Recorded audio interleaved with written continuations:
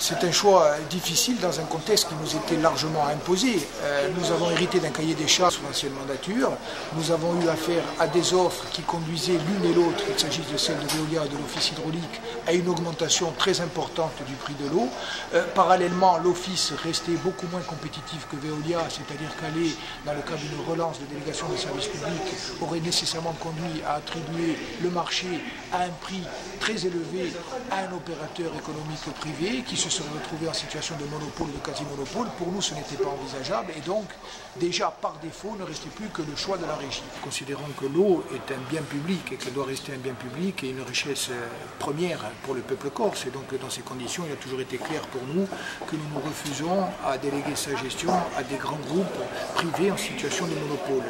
Cela ne conduit pas à remettre en cause la qualité des personnels de Veolia, mais c'est simplement constater que Veolia, chaque fois qu'elle est en situation de monopole, eh bien, impose des prix, impose des pratiques qui ne sont pas forcément conformes avec l'intérêt général. Le choix de la régie a des avantages.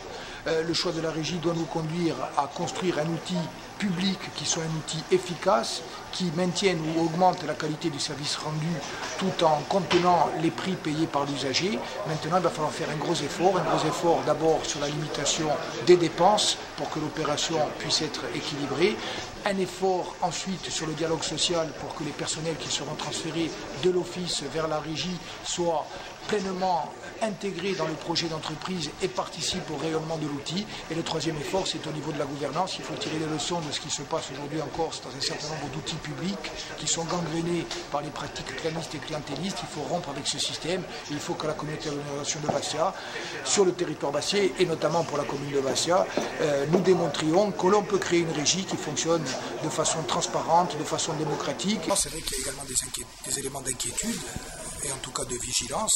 J'ai noté que dans les documents qui ont été présentés par l'assistance à maîtrise d'ouvrage, il n'y avait pas de bilan prévisionnel précis, notamment en ce qui concerne les dépenses. Et donc il faudra veiller à contenir très fortement les dépenses, et notamment les dépenses de fonctionnement de la future régie, afin de ne pas déséquilibrer au plan financier l'ensemble de l'opération. Et on sait également qu'il y a des risques de dérive ou de pression sur l'indépendance de l'outil, et que nous allons mettre en place des mécanismes qui nous permettront de nous prémunir de ces risques. Ce n'est pas une charge contre l'Office hydraulique, au contraire, c'est le regret de constater que l'Office hydraulique aujourd'hui n'a pas les moyens de jouer le rôle pour lequel il a été créé et rôle que nous voudrions renforcer, c'est-à-dire d'être un véritable outil performant, défendu par ceux qui travaillent dedans et qui devraient travailler dans de bonnes conditions, un outil qui devrait également être dégagé de toute pression d'ordre planiste et clientéliste. Ce n'est pas le cas aujourd'hui et cela conduit à une forme d'inefficacité, de non-compétitivité que nous regrettons. L'enjeu global, c'est de montrer qu'en Corse, eh bien, il y a désormais des outils publics qui sont au service de l'intérêt général.